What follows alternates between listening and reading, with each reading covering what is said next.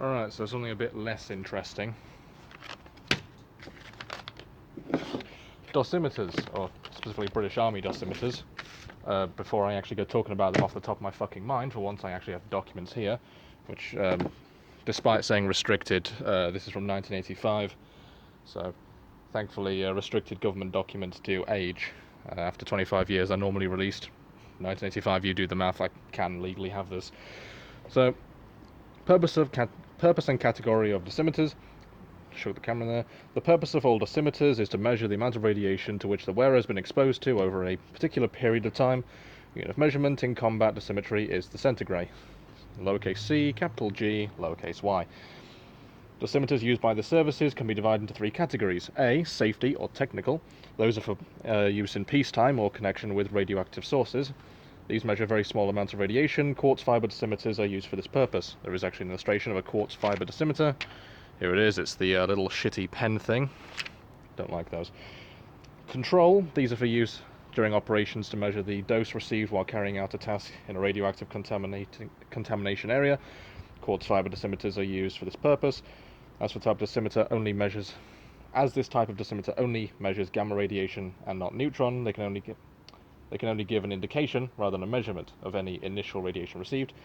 And then C, which is the one we're going to look at today, which is personal. These are used during operations to record the total cumulative whole body dose received by the wearer.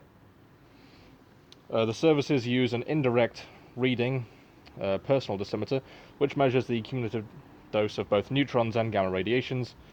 The data recorded may be used by medical officers or by commanders when assessing a unit's radiation exposure state, RES, all capitals. Direct reading dosimeters may also be used. So, without reading the rest of this, because I don't care, skip over all that. Indirect reading, personal dosimeter, and reader unit. The system consists of a small dosimeter which is worn on the wrist, again we got here, and which is sensitive to neutron and gamma radiation. And then B, a reader unit which measures the accumulated neutron and gamma radiation doses absorbed by the dosimeters detecting elements, which there is an illustration of here, which I'll bring close to the camera so that I don't have to edit this later and pull up photos. You can actually get those off eBay, they're about 60 quid and they're fucking massive, so I don't have one. Also, I'm not going to irradiate myself for the sake of your viewing pleasure. Dosimeter, the personal dosimeter is similar in appearance to a wristwatch. The body is made of a black moulded plastic and comes in two parts which screw together. A, the base, which forms a mounting for two solid state elements, which are responsive to gamma and neutron radiation respectively, and B, the cover, which has two lugs to which the straps are attached. A gasket ring provides a moisture-proof seal between the two parts. The underside of the base has moulded recesses which engage corresponding keys to the reader drawer.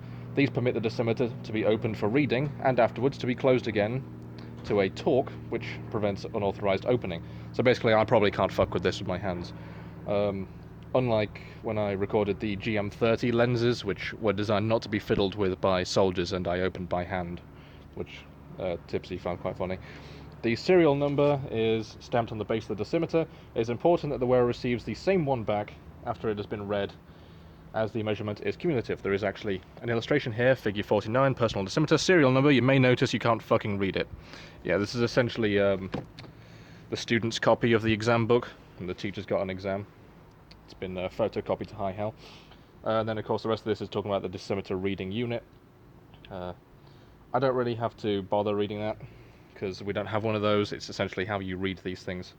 It should be noted that the person who owned this booklet before me has written on the base here, note see page 10A-3, so if we skip ahead past the dosimeter, 10A3, here we go.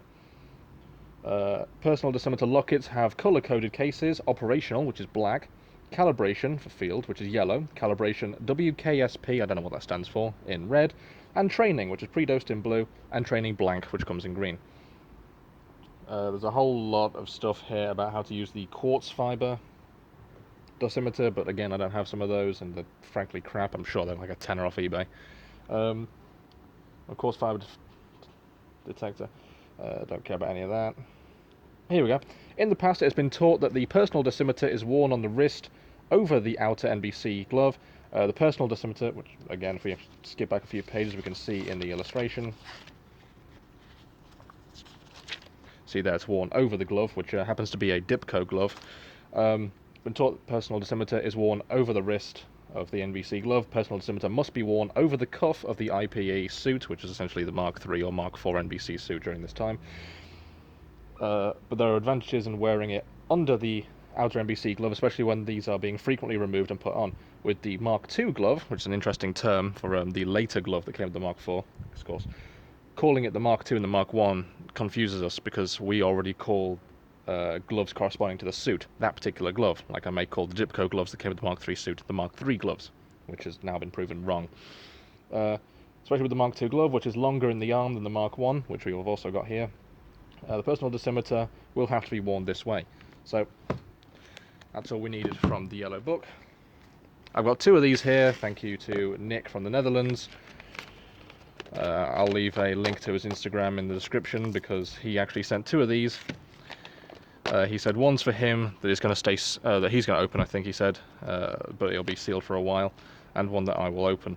I'll open up this one because it doesn't really matter. So, do not open until operationally necessary. The number is 6665-99-225-2314, which is the same on all of them. It helps with categorization. Dosimeter, and you can read the rest for yourself. And if you can't, because some just came out, too bad. So, slice that open. It's like an MRE packet. And here's our lovely wristwatch. Nothing else inside. It's got a load of silica gel inside of it. This is actually rusty, it appears, which is interesting. So yeah, nice big old bag of military silica gel. It's got the old, what do they call it? Some people call it the crow's foot, which is a silly thing. The broad arrow. So here's our little dosimeter. You can see here there's the number on the base that we couldn't read on the book. This particular one is number 0327968. So they did mention in the book that I wouldn't be able to open this personal dosimeter, but I do wonder if I can't find a way to fiddle with it. There's got to be a way, right? Without completely tearing it in half or stabbing myself. No, I don't think I'm going to be able to pop this thing open as I am, because of course, like I said, it's meant to be tamper-proof, so that soldiers don't just fiddle with this fucking thing in the field. Okay, so starting the recording back up. Here you have all your little detection elements inside. I popped this open through brute force, and it turns out it actually unscrews. So, don't do what I just did. Because I've totally shagged those threads now. Like I say, there's your detecting elements. Essentially, we can't read this thing at all without a reader, and as I said, I'm not going to buy one of those because they're massive. I might get one in the future, who knows. But they're big, they're bulky, they're expensive, and they serve one purpose. Maybe if it played music, I'd buy it, but I don't know. See if I can't screw that back on now that I've completely fucked it up. Sorry, Nick. Oh, look at that. I can't actually screw it just right back on. Alright, lovely. So, I'm going to whip on a glove on each hand. I'm going to do what they've called the Mark I glove and the Mark II glove. But to you and me, it'll be the Mark III glove by Dipco and the Mark IV glove used with the S10. So, quick thing to note, recently Nick also had something sent to me, and among them was a set of gloves here dated 1972, which tells me as well, the large on the bottom and the Dunlop tyre logo, size 9, January 1972, with the old grips, tells me that this thing is actually the glove used with the Mark II suit. It's in brand new condition, so I'm not going to completely scuff it up. I'm wondering if this is what they called the Mark I glove, because it probably, given the fact it actually hasn't got a designation on it, this might well be what they're calling the Mark I glove, because it might have been used to the Mark I. But no, it appears to be roughly the same length as the later one. So, for now, I'm just going to associate the two together, and I'm going to put that back in its bag. So here's the glove for the later Mark IV suit inner gloves. And here is a 1971 inner glove. You may notice they're a lot shorter, which I think ties into what the yellow book was talking about. Which, in case you're wondering, by the way, the Manual of Nuclear, Biological and Chemical Defense Training on Land, 2nd edition. So there we go. Took quite a bit of work to get this glove on because this is size 8. I'm like a size 10 or 11.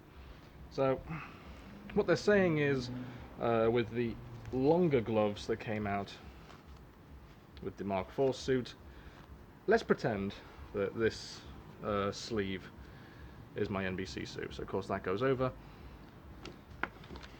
and what we'd want to do is put the wristwatch. I'm doing this with my non-dominant hand, so this is a bit tricky. What I'd want to be doing is putting it over the cuff of my NBC suit, which I'd probably ask a friend to do, and now obviously you'd put it on your dominant hand. But for the sake of me making this quicker for myself, I've put a glove on each hand. So let's see, there you go, there's it on. 2 little buckle straps in case it's a little bit long because you've got some sort of manlet wrist. So bring your dosimeter around, and it's over your glove, and of course you can't really check it, but it's there. And we'll just get our glove back on over the suit, and you wouldn't have to worry about it, it would just be there. So as you also saw in the illustration with the Dipco gloves, we get the dosimeter back, they wore it over the glove. So let's whip that off for a moment. There's your ridiculously tiny glove. There's our woolen Morrison's NBC suit apparently, and there's your glove. So let's get the wristwatch on, if you can call it that. It's wristwatch style.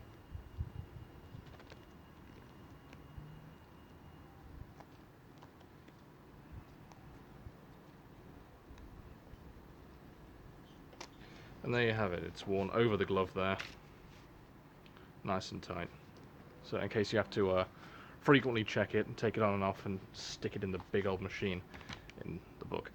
So that's about all I can really talk about it. As we can see on the silica gel here, it's dated 1992, which means it would have actually been used in conjunction with these big fucking ugly gloves. I call them ugly. So you don't actually complain in the comments like, why don't you just get a bigger size glove if you can't get those on? Well, I can't get those because fucking gimps buy them all out of stock the second they show up because they're great and they have an indefinite shelf life. So not much else to talk about here. If it matters, this was in the S6 kit. We've got a repair kit for a CB suit, or CBRN or NBC. So there's our personal dosimeter, 6665-99-225-2314. Not much else to talk about it. Maybe I'll actually get to do a follow-up showing it inside a machine if I can get my hands on a reader, but until then, that's all she wrote.